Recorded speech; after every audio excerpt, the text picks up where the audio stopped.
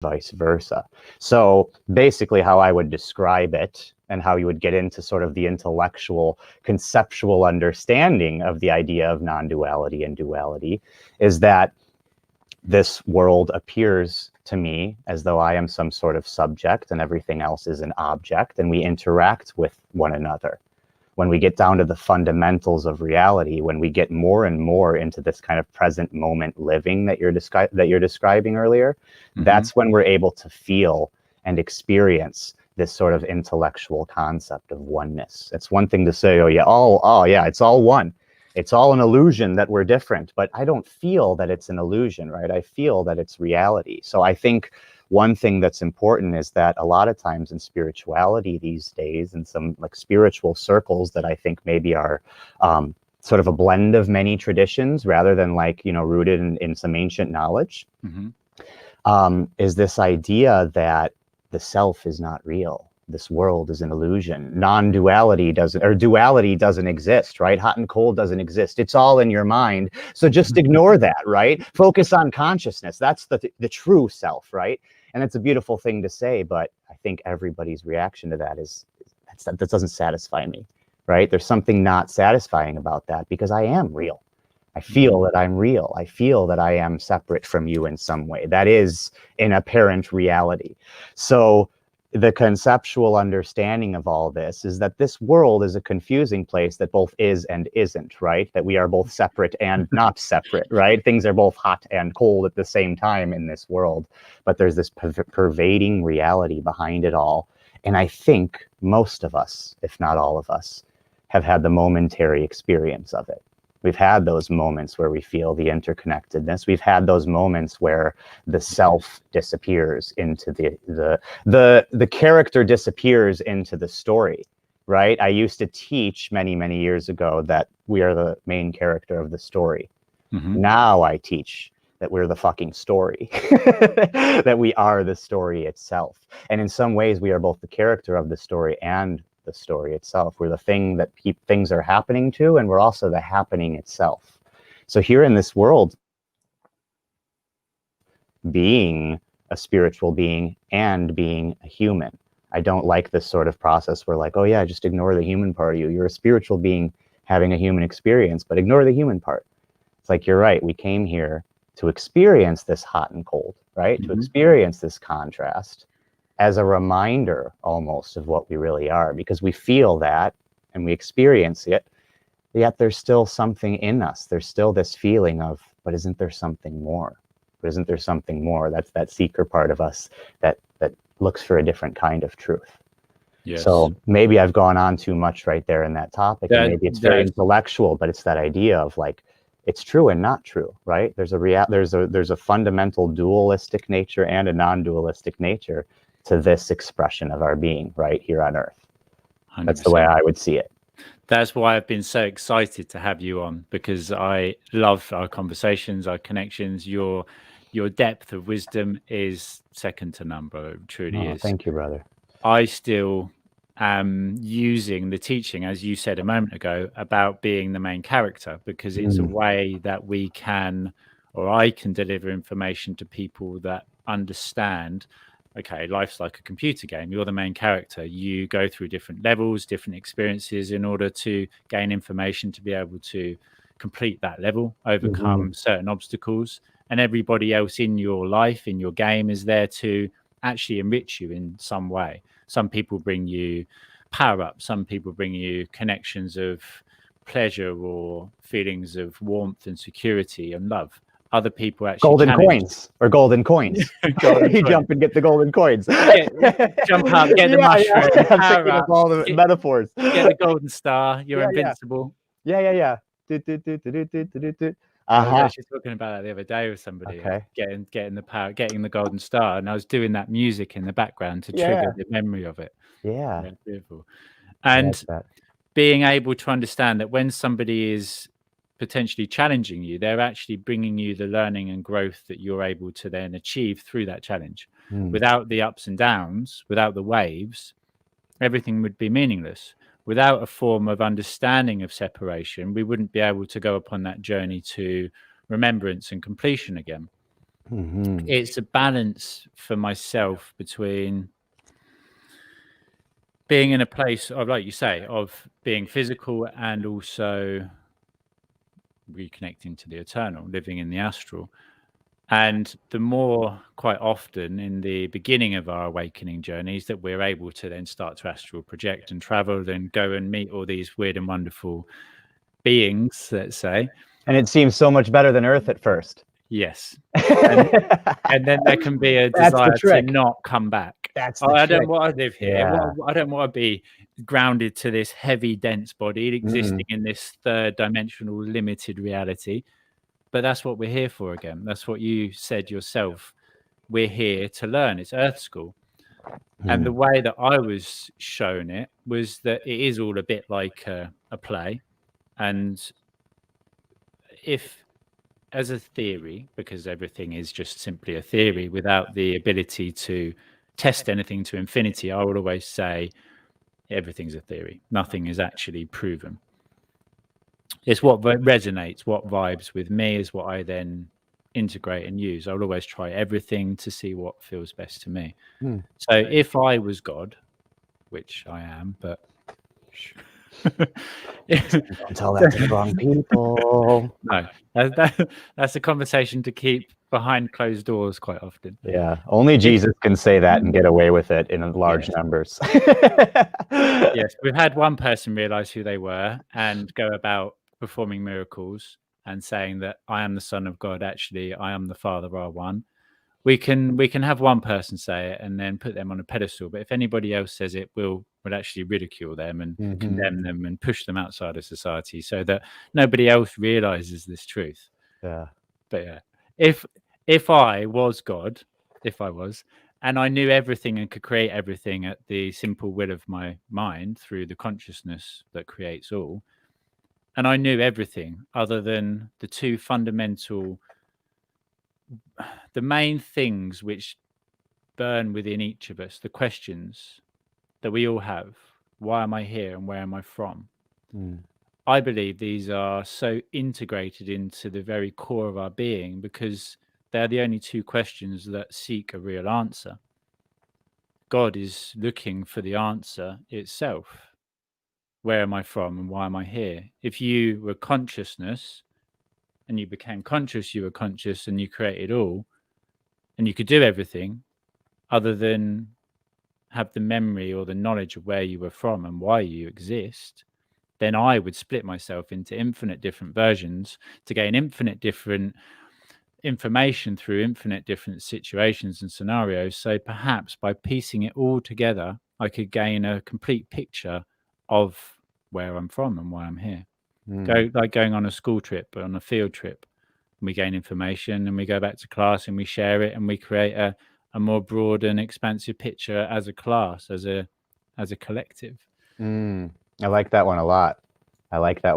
Yeah, that each of us is individually contributing to the collective, and therefore the collective is, contributing to the whole, to that sense of wholeness. Yeah, absolutely. And that's why, for myself, it's a beautiful reminder that whoever you are and whatever you are doing, you matter more than you could ever know because you are part of reality. You're part of existence. It's likened to a tree. Each leaf on the tree helps to create the tree. And in truth, if the tree was to drop one leaf, the tree would still continue to be the tree, but it would not be the same tree. If you are in a place where you feel you're not achieving your desires in life, then I would suggest and ask and invite you to actually just stop, to take a moment to breathe, to connect back to your heart and to realize everything you have done so far has been a success, an achievement.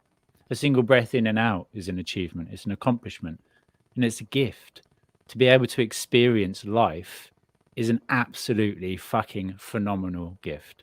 To be separate from this truth is due to, like we've said, it's a heavy, dense, egoic desire to be like something outside yourself. When you realize that everything outside yourself is inside yourself, there's no desire to be any different than you are. Yeah, absolutely. That word desire is like an interesting one, right? Because it only comes into play in a dualistic perspective, you know, in some ways. And yeah, desire is kind of like the guiding principle of this dualistic nature, right? Following our desires and seeing them as expressions of our uniqueness, right? We came here to have our own unique desires and explore them. But at the same time, there's this knowledge also that like there are two different kinds of desire almost, right? There's this binding and the non-binding desire. There's this desire where I'm really attached to the outcome of my desire and my focus is there most of the time. And there's the desire where I'm constantly working with my desire in an internal way, you know, where I'm creating from the real place of me. I'm creating because I want to create within myself. And the thing that I create, I'm doing it almost selfishly. I'm doing it because there's an internal locus of control or something like that, right? There's an internal drive or an impetus to do it versus what you're kind of contrasting there, which is like some of the egoic desires of like, I'm desiring because I'm doing this because I want blank, or I desire this because it will give me power or control, or all of these perceived things that I might get out of it. But yeah, this like, it all comes down to ignorance at the end of the day. You kind of touched on it, that like in this, from a dualistic perspective, living in this human body and only seeing this human body, we're going to be cast back and forth. We're going to smash back and forth on the left and right banks of sadness and happiness, right? We're going to be constantly battered back and forth by the waves and crash into this shore and crash into this shore. And when we have the moments of happiness and joy, we'll be, yeah, that's what I was looking for, baby. That's what I want. That's the stuff. And every time I do that, I create this drive for that and more of an aversion to the other stuff that I've somehow labeled as bad because I haven't figured out how to process it, right? So the way I see it, like, it all points to most spiritual traditions that have some sort of a goal. And the goal is something that, you know, is not something that you're supposed to be striving for and focused on the whole time. But the goal is this stripping away of the ignorance. This ignorance that keeps us from knowing our true self and therefore keeps us in the world of craving and aversion. And if we can strip away that ignorance, and it's fun to do conceptually at first, and maybe, you know, maybe you follow my path, right? And you read the Bhagavad Gita and some Upanishads, and you're really attracted to the tradition of Advaita Vedanta. Maybe you go your own way and it's entirely different, and it's a blend of multiple traditions, or it's just one. Whatever it may be, the goal, it seems, is just this stripping away of the true self. And as we can sort of start with the conceptualization of it, start with reading it, and then sort of going more and more into meditation, more and more into processing emotions, right? Sometimes some shadow work or journaling or some practical things like that. But ultimately, read a little bit and then use that as a tool to go inside, rather than what many of us do, and I'll say myself included for much of my life, which is like, oh, I'm going to read this book, oh, and this book, oh, and this one's going to get me, and I'm going to find that guru, right? And then that, you know, and I think the more we go inside, we start to feel, we start to have these experiences of this stripping away of ignorance, this knowledge of who I am. And maybe sometimes we have a, quote, bad day, or a day that other times would have been bad, and all of a sudden I'm seeing the grace in the suffering, I'm seeing the interconnectedness in the suffering, I'm seeing the frickin' joy of the suffering, you know, and I'm seeing the joy and the happiness, I'm seeing the joy and bliss in everything. And it's easier said than done, of course, and it's nice to say, oh, it's a nice fancy concept, but again, we start with concepts, right? We start there, and we go into the practice of it, and I think more and more we start to feel that I'm ignorant of my true self. And when I have glimpses of that true self, the fear just melts away. You know, everything just melts away, and all that's left is love, and all that's left is opportunity for our desires as well, right? We don't see the roadblocks. We don't see the roadblocks because they were a lie, just like the fact that you and I are different is a lie. It's just a lie that you kind of have to practice unlearning. You know, you have to spend a little time working through all of the conditioning that you've picked up from everywhere, right?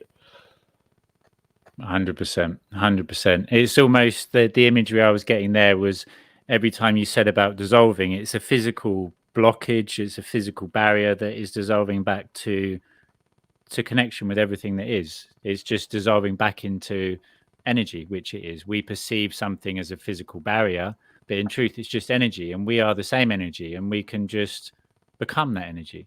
And like you said with the journey down the river, and crashing into either side. And being the wave and the ocean, it's a beautiful imagery using that as well as me being the cosmic surfer, surfing upon those waves. So it's realizing that you are that droplet of water and returning to the ocean, becoming the ocean in completion, likened to being a block of ice appearing to be separate to water. It's solid, not liquid. It appears completely separate, completely different.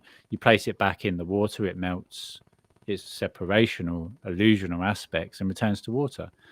When you become the water again, you then connect to the whole body of water and you have the informational context. You can absorb all of that information. You can experience everything right from the other side of the entire planet because you are connected to that side of the planet. You're connected to the whole planet, the whole universe. And it's a beautiful image to see everything dissolving, all those walls of separation and boundaries. And it is, like you say, fear, which is the main barrier, the main illusion, which keeps us separate from one another. But at the same time, without that form of self, without the ego, we would have no understanding of being separate, and we wouldn't be able to then learn our unique separate lessons and reasons for being here. So again, it comes back around in full circle again. It's complete, but it's required to be separate to learn the fact that it's complete. Yeah, when the river flows into the lake, you know, does it cease to be a river? Does it loses its old name, right? I know that the Nile River flows into the Mediterranean Sea. When it reaches the Mediterranean Sea, it loses the name Nile River. But does it stop being a river? It's this idea of like the dissolving into the everything. Does it erase our individuality as well? Or is it just like, again, not necessarily a changing of forms, but a different form, right? The river doesn't change forms as it become a lake. It just integrates more with the thing that it already was. It was already attached to the lake. Try to show me the barrier between the lake and the river, right? Is it here, or is it here, or is it here? You know, at one point, it's not necessarily a form change. It's just that blurring, that dissolving, it becomes what it already was. It might lose its name. I might lose the name Nicholas as I dissolve, as the wave dissolves into the ocean. But the wave was already part of the ocean, right? It was always there. It just took a unique form. It just decided to be water sticking up. Just one little part of the water decided to stick up here and call itself Nicholas, right? And so you identify with that. But when it disappears back in there, it never came out of the water. It never went back into the water. It's always been the water. It's always been the water. So I think we've always been the water. We are eternal. We're energy, which is scientifically, anybody that is listening who likes to have a solid structure of understanding, scientifically, everything is energy. Everything is atoms vibrating at different frequencies. And each frequency that it vibrates at then produces the interpretation of a different solid or material structure. So we interpret the world through our lenses of perception, and we interpret a wall as being solid because we are able to sense it as being solid with our human senses. We are limited in our ability to experience a full spectrum of frequency in many forms. But that is the reason that we are able to stand upon a floor, which is solid, which in truth is just exactly the same energy that is creating the floor that is creating us. It's just the appearance of separation, and it is that human appearance. Somebody might draw on a map that the river is separate to the ocean. So then we believe it to be separate because that's the way we've been previously educated. And that is what is happening globally. We're all waking up and realizing that barriers only exist if we decide they do. That society only holds power over us because we choose it to. That we are waking up and taking back our sovereign freedom and our sovereign right to actually create and experience the life of our desires once again. And that it is part of the journey, it's part of the experience. And that by returning as a freshwater body of water in the river back to the ocean, we gain further information, we gain further minerals, further depth to our information. Yeah. the sea is a lot deeper. It has a lot more depth and darkness in it. And quite often through the awakening journey, at the beginning especially, when after all the unicorns and rainbows have settled down and we go into the dark night of the soul, and we have to then, or we don't have to, we don't have to do anything, but we know that in order to venture and move past the darkness, we actually have to face the challenges within it. It can become very disheartening, and that returns to the illusion that suffering is separate to pleasure. There is a separate experience. Again, by bringing back in the completion of it, we know it's just another experience. It's just another level in the game to overcome. And quite often we are raised, and it's a desire, it's part of our human desire to experience pleasure, which is linked into our survival instinct as much as anything else. We focus upon pain, or the desire to escape pain in order to keep ourselves safe, far more than we focus on pleasure. It's proven that if you give somebody a reward for achieving a task, they will go about trying a little bit more than they would have done. But if you tell them they will be punished if they don't achieve it, then they will give everything they have in order to not receive that punishment. We focus upon the negatives in life. And the way that I was showing this before is flicking a coin, which again is a single object, but it has two sides. And without the two sides, it would not be a coin. And with this test would not work. So with the heads and the tails, if you flick a coin, say you do it 100 times, you'd expect it to land equally heads and tails, an equal number of times, roughly. So in life, you would then mathematically expect to experience ups and downs equally, knowing that everything in existence is energy vibrating at different frequencies, and it does so in waveform. It goes up and down. So why then do we feel so hard done by or personally affected when we suffer? Oh, why me? Why? That's not fair. Poor me. Poor egoic me. Poor little ego is the new favorite term that I've developed for myself. If my ego becomes upset, I'm like, poor little ego. And it's like, well, fuck you then. I'm going to go and be quiet again. So I would like to introduce the concept that you focus actually more on the positives in life. You accept the negatives are there as part of the whole of existence, as part of the completion within the dualistic concept or the non-duality way of looking at it. It's just an experience. So if you focus on the positives, then you align yourself with the positives and you grow them within your garden, within the garden of your mind. You focus your light of attention on the flowers, grow the flowers. If you focus on the weeds, you grow the weeds. So for me, I know that there is a lot of darkness in the world, but I choose to focus upon and be the light, because focusing upon the darkness only puts me in the darkness and lowers me vibrationally to that vibration to then experience that which I seek to not experience. Focus on it and you experience it. I don't want to experience that. I don't want to do that. I don't want to have that. Well, stop focusing on it then, because by focusing on not wanting it, you're actually focusing upon it and creating it. It's a very, very interesting journey. And recently, the depth of downloads, let's say, that I've been getting are something else. And I'm at a point now where I have gone very deep down that rabbit hole, to the point where I've embodied the truth that none of it matters. Whether I achieve my quest here on life or not really doesn't fucking matter. Because it doesn't matter, it means it's already done, because there's nothing to block that path. There's no what ifs. What if I'm not good enough? What if I don't? It's what doesn't matter.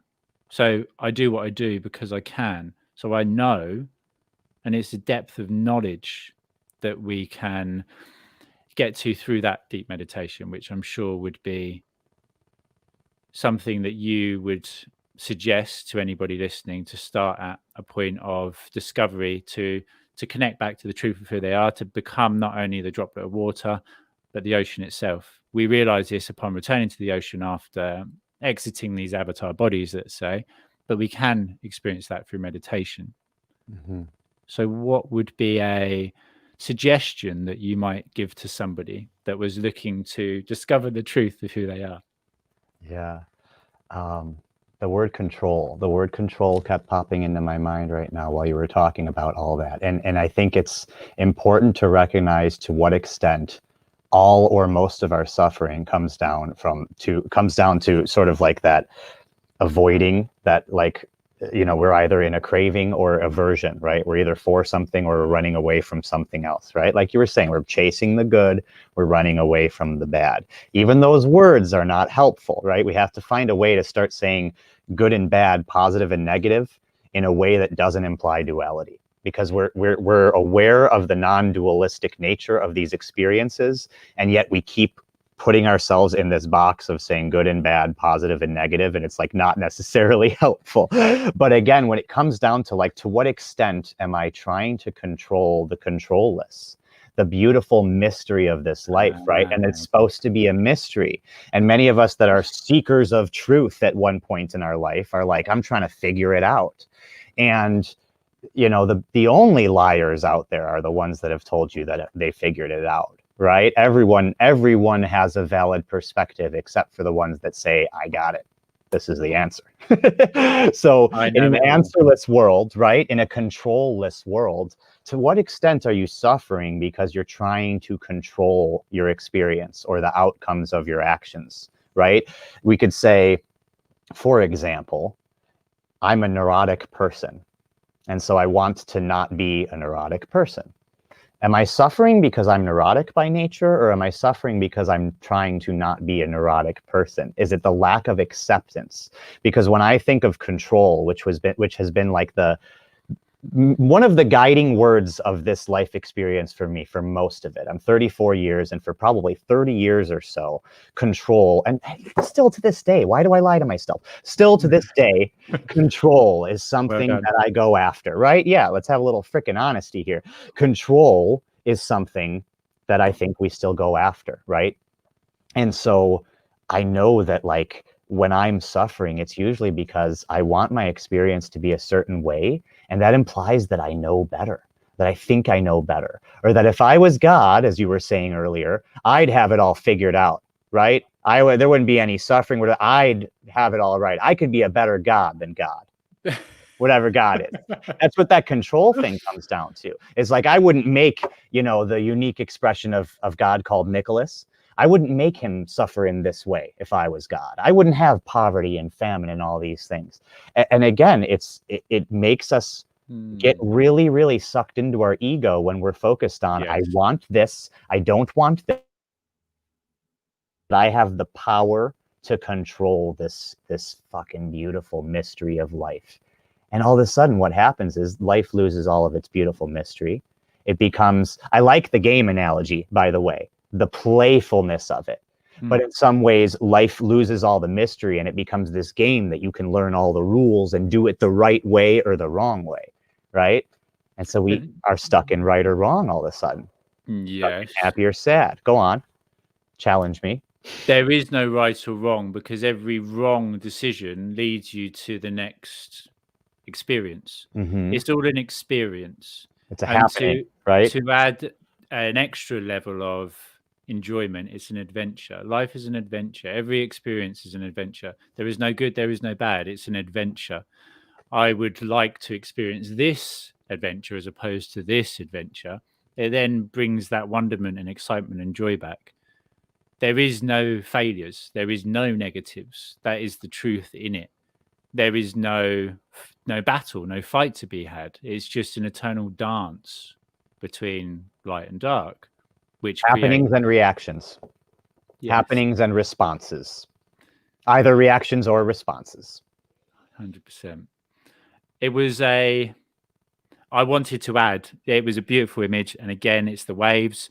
You return to the ocean, you become the ocean, but you realize that as much as you try to direct the flow of the current, as much as you try to actually control the peaks or the troughs of the waves, you can't, because you haven't gotten back to that aspect of completion yet, which you won't experience at all within these physical bodies within this realm. It's outside of the context of potential within this third dimension or fifth dimension or whatever label you want to apply to it realm. You could call it a turkey sandwich for all I care. You know, these are fun concepts as well, and I'm into them. But again, this intellectualization, whether we call it 3D or 5D or a turkey sandwich, that's not going to get us to where the answer is, right? No. It's labeling, and every time you label, you limit it to the context and barriers of that label.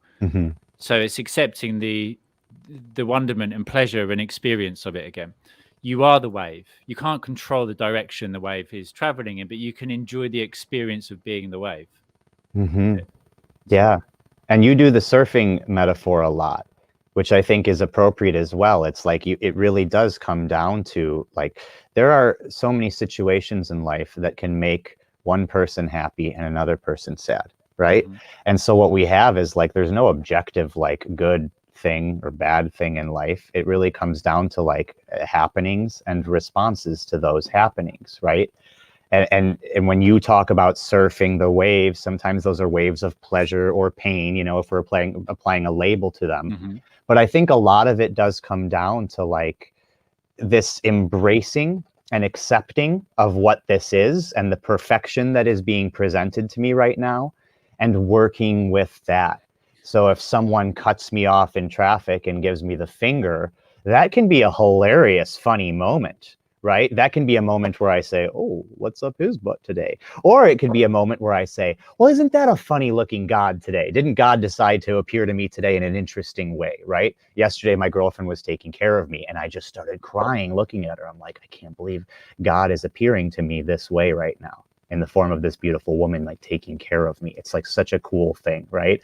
So going back, like, we can respond, we can surf these waves in all sorts of different ways, right? How are we going to deal with the perfection that life gives us? It might give us perfection in the form of, like, a pain in the body.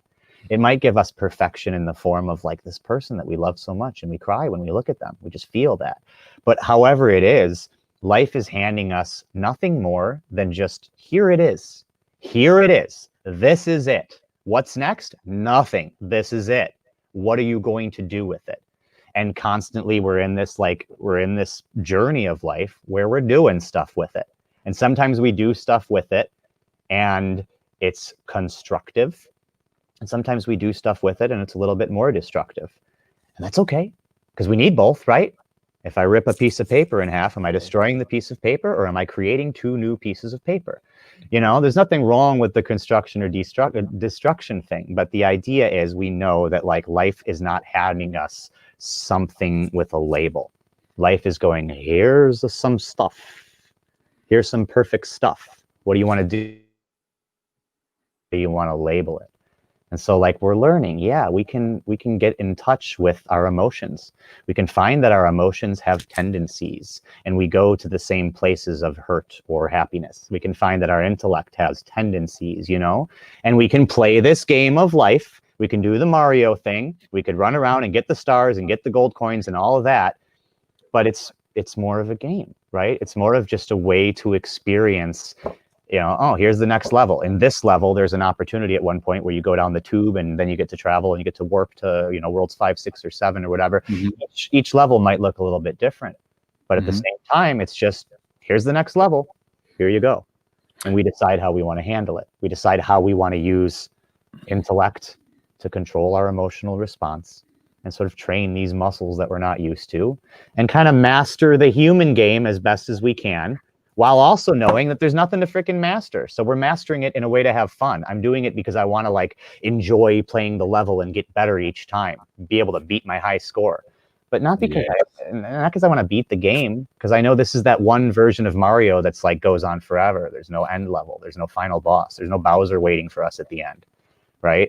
It's just, like, constant levels where we're just like, I'm going to try to save the princess, but if I do or don't, that's okay. And each level only gets harder.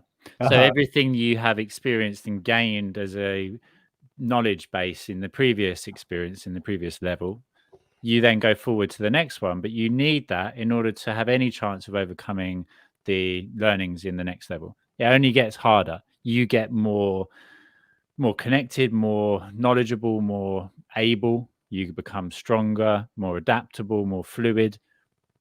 Yet the level gets harder. So you are really at the same place, having a very similar experience every time. Different characters, different surroundings. So really, why not just enjoy what is here now? That's so cool, man. It's like the opposite of what we're often taught, that like, oh, you're gonna do the practices, or you're gonna find the guru, or you're gonna whatever, and then there's gonna be a point where life just happens. It just happens, and things just flow to you, and everything's easy. And it's funny how you can recognize that some of that's true. Like you were saying, you become more equipped to deal with things, right? And you respond better, and you navigate the waters better.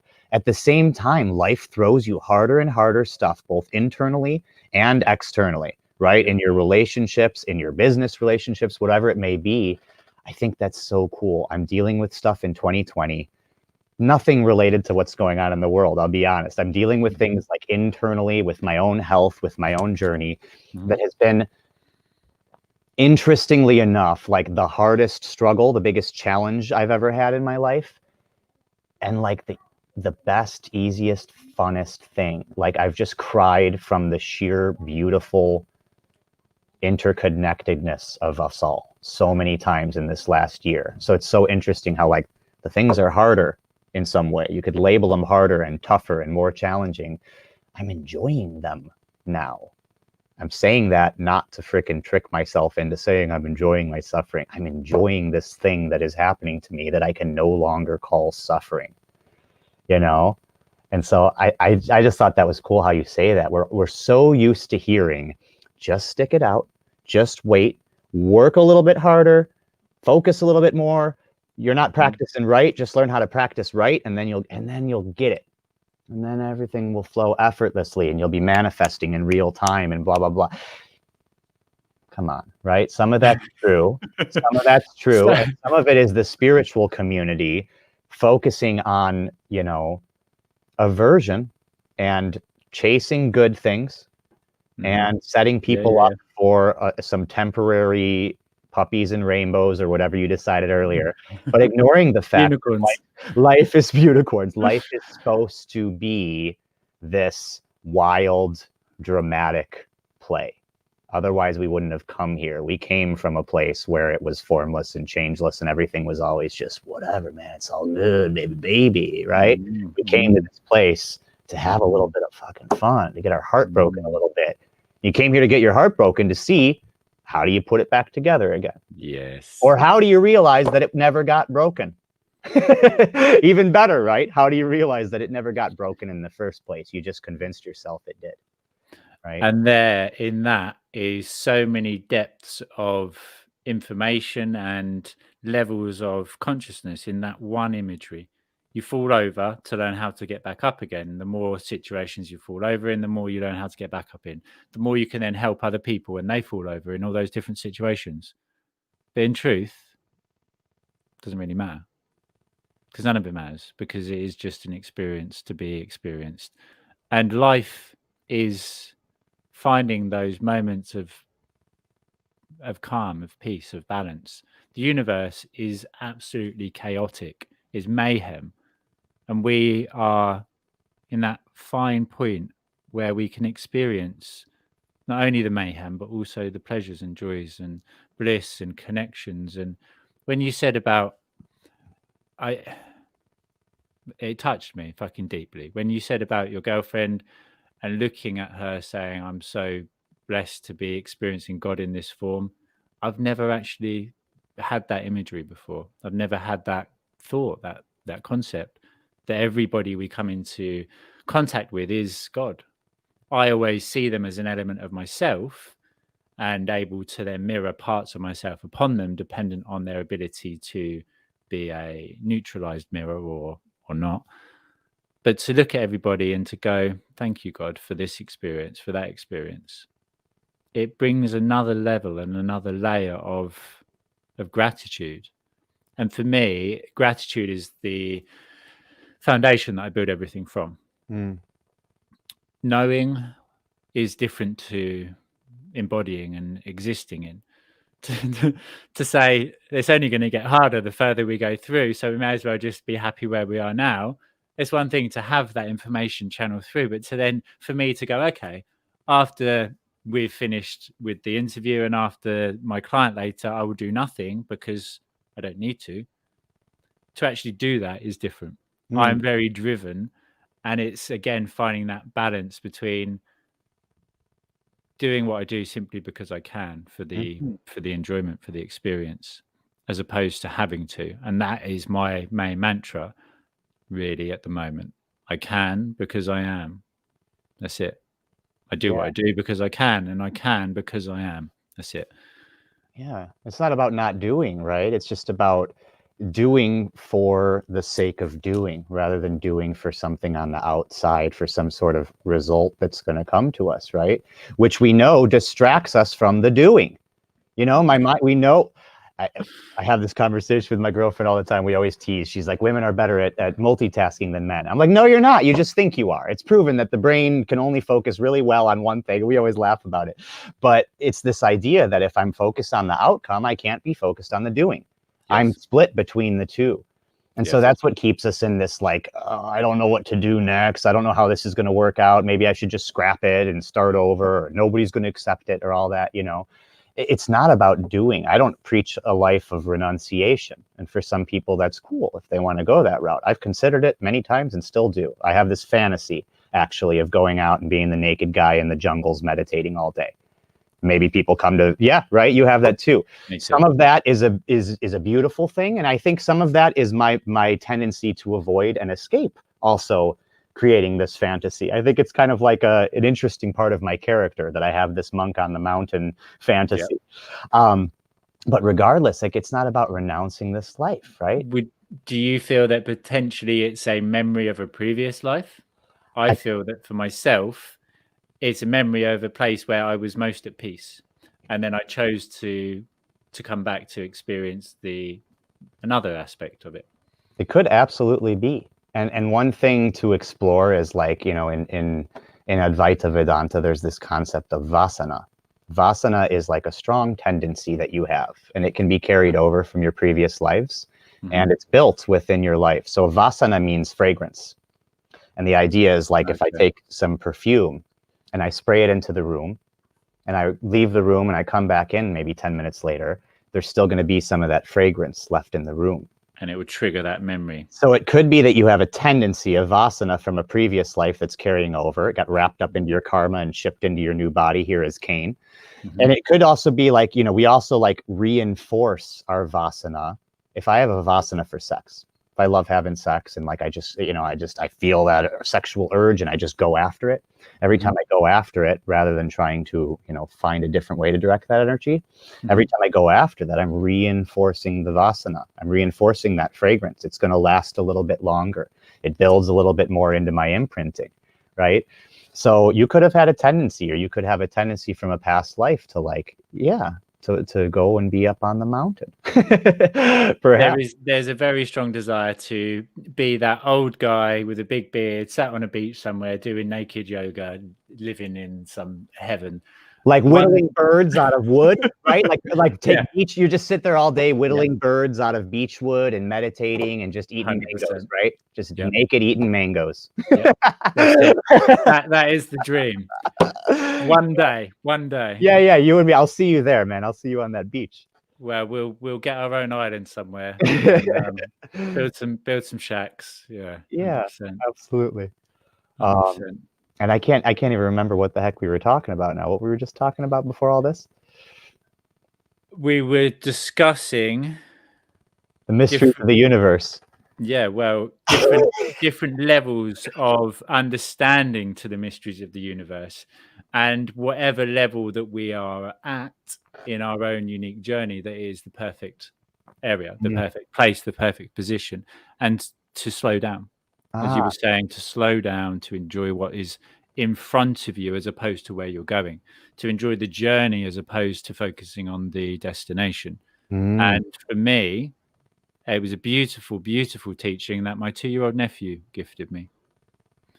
We went for a walk as a family, during the summer. We went camping. We all went for a walk, and my brother was with his son. And because everybody else was quite far in front, he was getting a little bit agitated that his son was taking a long time because he wanted to stay as part of the group, and he almost felt energetically. I watched. It was just an energetic observation.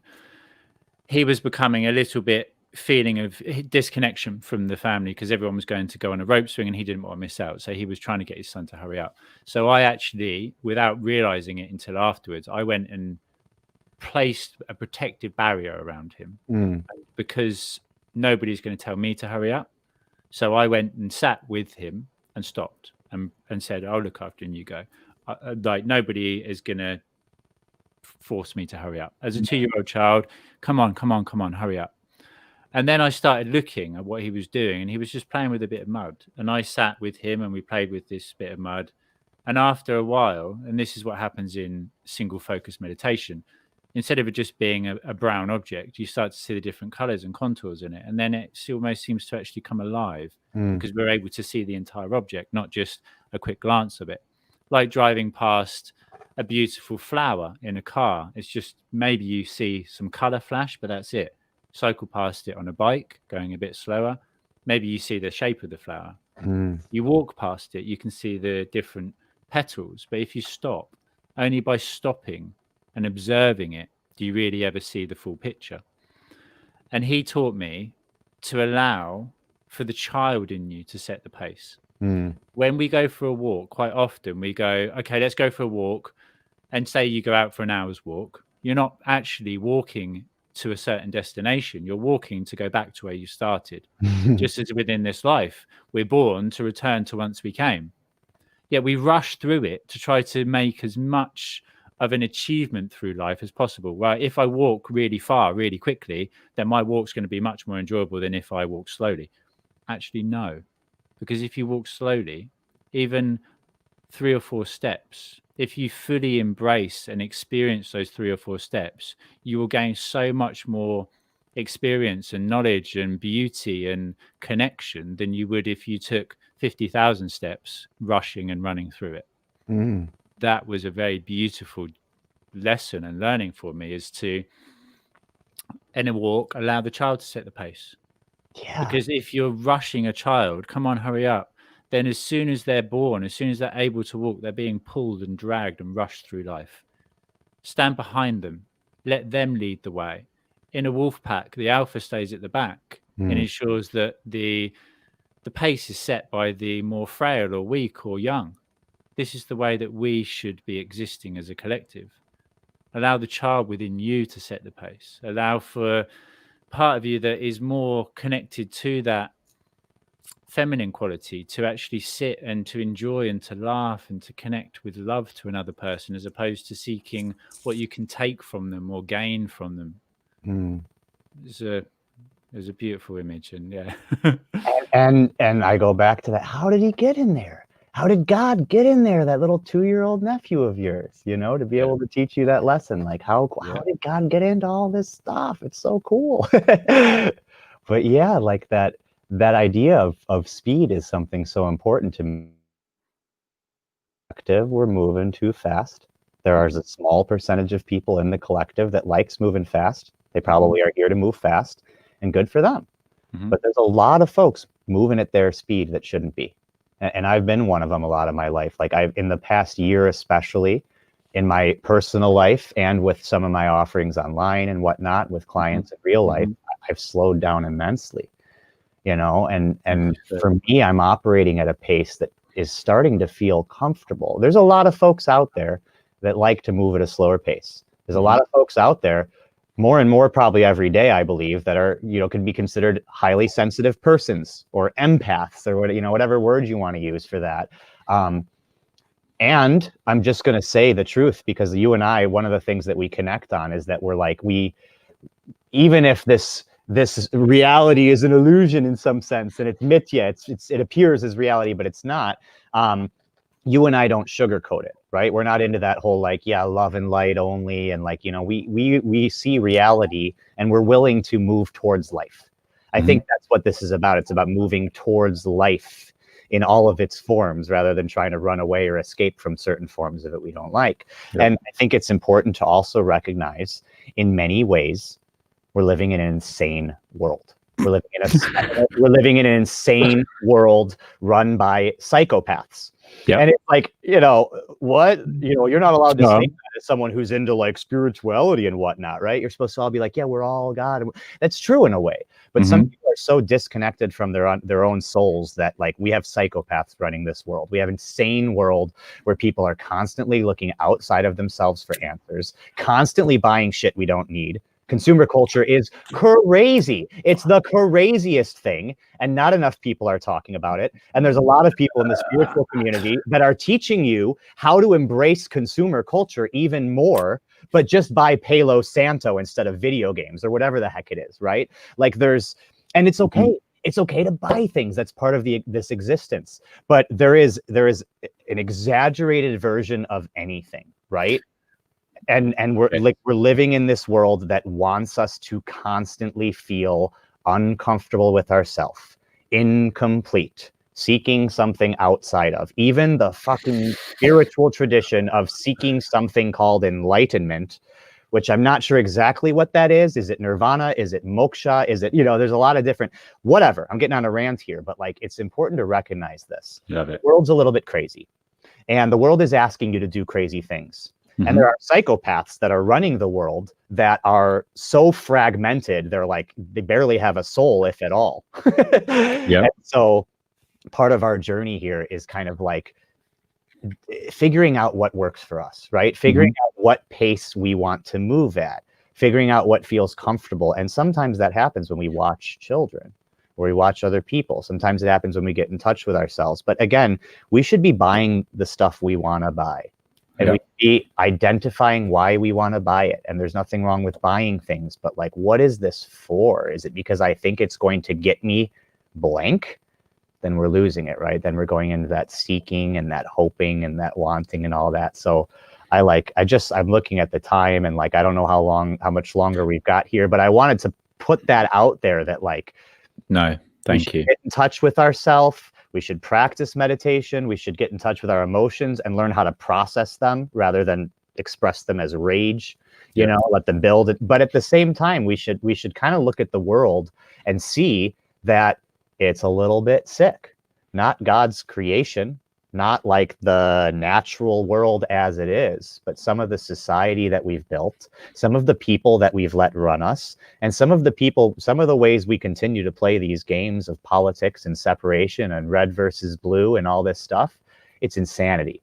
And it is a war of consciousness, and it is meant to keep us in fear and competition and lack and not good enoughness and all of those things that are the real root of our perceived suffering.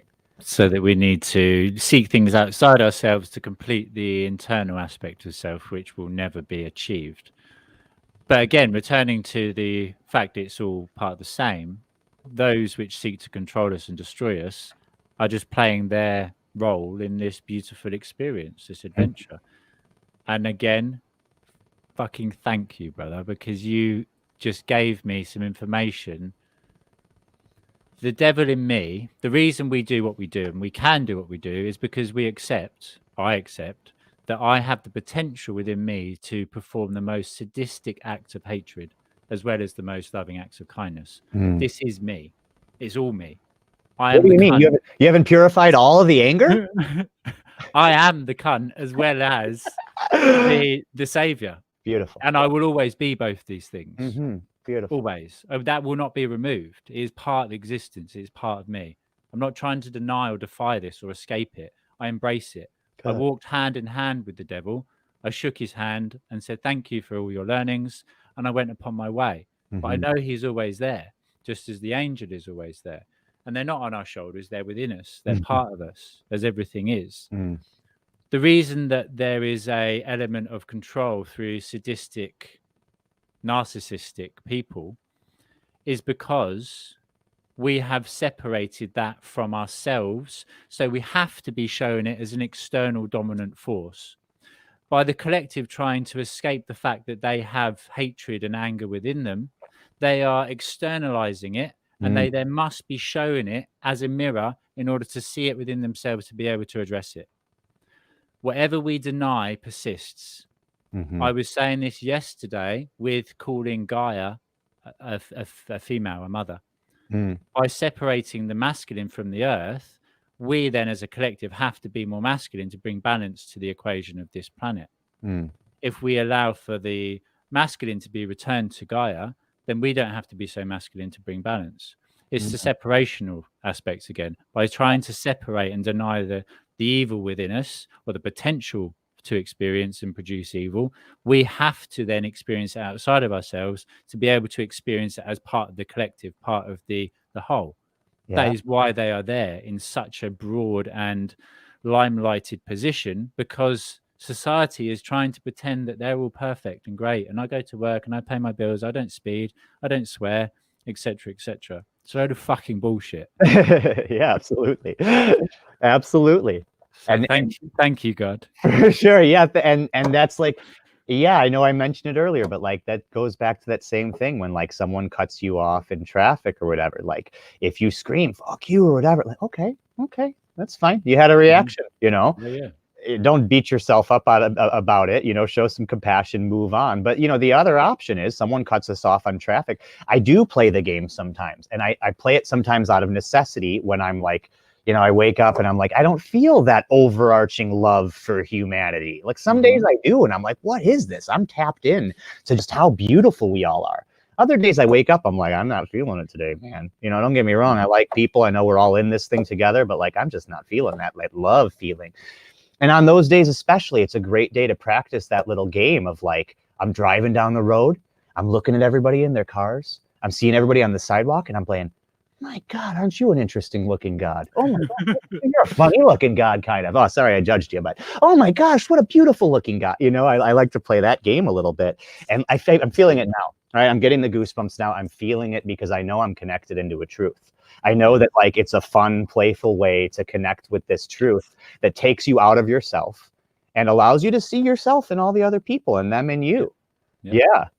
And accept all aspects and keeping it playful again. Keeping that joy and that play and that excitement and that wonderment alive. It's excitement. If you have excitement to feel and to fuel you, then it's all just a fucking beautiful game. Why do we play computer games? For the experience of the game, not to complete it, just to play it. There's nothing to complete in life. There's nothing to do. It's just there to be enjoyed, experienced, to be played.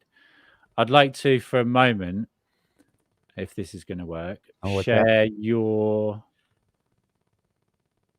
screen share. Share some of your socials. Oh, okay. So this is your Instagram page.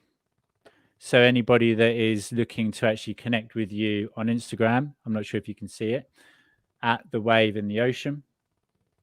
Very, very deep, knowledgeable wisdom. There is Mario himself. Yeah, good. What do you know? And it's a beautiful mix of comedy and spiritual wisdom. Thank you. Oh, that's a good one right there. I like that. Yeah. The three children. Always liked that one. That one got mega shared. Yeah. All sorts of people stole that and didn't tag me, and I was just happy to see it everywhere. Well, it hit my ego at first, and then I was like, oh no. Yeah, but then again, it's not you, is it? It's not yours. Oh look, 333. Yeah, divine. Yeah. So yeah, there's a beautiful platform, a beautiful tribe of like-minded people that you can go and connect with and actually gain a connection to Nicholas in a personal way. Thank you, man. By going on using any of the free and amazing tools that you have created and that you deliver, because again, you can. Very beautiful website. Thank you, man. Yeah. So we have Instagram's definitely the best place to connect if anyone would like to connect, and I answer all my DMs and all that. So please feel free to say hi or let me know what you're going through or anything like that. Slide in your DMs. Yeah, just slide on in there. And yeah, we're, like I said, I've kind of, over the past couple of months, especially, I've been in creation mode and working on some new things and kind of scaling back on some of my previous offers. So you'll find that things are a little quiet right now. But I'm posting on Instagram again, and I've got some really fun things that I'm excited to share coming up soon in the next couple of weeks.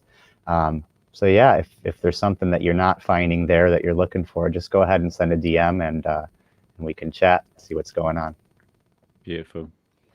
And then there's also the Facebook community. Not anymore. No, you don't use that? This I lost access to. Facebook has rescinded my access to my accounts. We're living in a world of censorship and whatnot. So this page exists. I cannot access it. So probably going to try to find a way to take it down, since I did. It was a struggle to find, because I knew that it was there, but it did take quite a bit of searching to actually discover. So yeah, that's a beautiful post. Yeah, thank you. Yeah, my brother and I have both been censored. So well, I'm surprised I haven't been yet. One of my posts was earlier because of COVID. Yeah. They didn't even mention, it was nothing about COVID. Sure, that's the news. They just they censored it because it mentioned COVID, and YouTube as well. But I don't believe that you really post on there too often. That's another thing that, like, I just threw a couple on there a while ago, but I've been creating some videos recently, and yeah, I'll probably be on Instagram and YouTube a little bit coming up. Instagram's the main platform to connect. Instagram's my main platform, yeah, and I'm not going to get TikTok or anything. I like to keep it small and simple, and same with my day. So, but I'm happy to connect with anyone. I'd love to see you. Stop by Instagram, say hello. Appreciate it. Kain, this was great, man. I appreciate it. No, I appreciate you, brother, more than you know. It's a pleasure, a joy, and an honor to be able to connect with you and to have the experience together. Honestly, brother. Yeah, it's great to know God through you, man. I appreciate it. And had a beautiful call, and yeah, be in touch. We'll talk soon. And anybody else, God bless. Have a beautiful day wherever you are. And yeah, stay in the light. Always. Thank you, brother. All right, brother. Take care. You too. Bye-bye. Love and light. Bye-bye. Peace. What a beautiful, beautiful episode. Thank you all for joining us, for tuning in, for ensuring that you actually subscribe not only to the YouTube channel, but also to the podcast platform in whatever form that you are using it. Download the podcast, share it with as many people as you can. That was an absolutely fucking amazing episode. And next week's is going to be just as powerful and informational. Next week, I am interviewing a very, very well-known Olympic athlete. Check that out. Bringing the difference and diversity to the show. The reason, again, that I have separated from the radio station is so that I can bring information like this. This is a very, very powerful and deep level of information, level of wisdom, and it was an absolute honor to be able to share it with you all. I love you all, and I will speak to you very soon. Namaste.